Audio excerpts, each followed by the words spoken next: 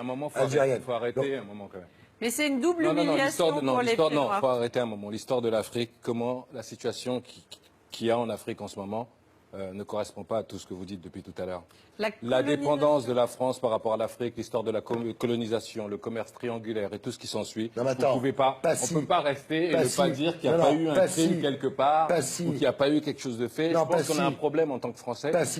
Par rapport à ça, on ne reconnaît pas forcément ce qui s'est passé dans l'histoire par rapport à tous ces pays-là. On a pillé l'Afrique, on la pille encore jusqu'à aujourd'hui. Vous savez que le franc CFA, le franc africain, est jusqu'à aujourd'hui fait en France. C'est encore la France qui décide de quel argent on va donner à l'Afrique. Bien sûr. Mais à un moment, donc, tous les beaux discours, etc., qu'on entend tous les jours, c'est bien beau. Il arrive un moment, ça va. Laisse parler la blanche un peu.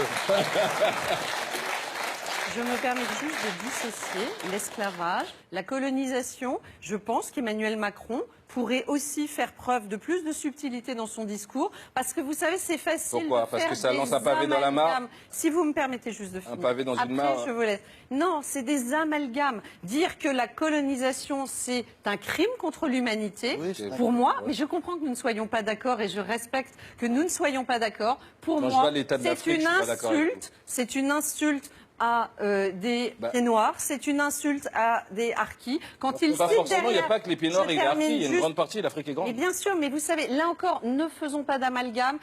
Vous savez, il faut se comparer aussi. La colonisation française peut s'enorgueillir d'avoir aussi dans ces pays apporter des choses par rapport à la colonisation anglaise. Exactement. Mais non, mais moi, il y a juste un problème. C'est pas apporter, c'est imposer.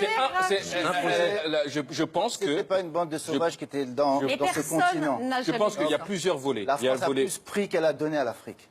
Donc pour moi, l'esclavage... Chirac le disait dans un discours. Chirac est de droite. L'esclavage, c'est des chaînes. La colonisation, c'est des chaînes mentales et culturelles.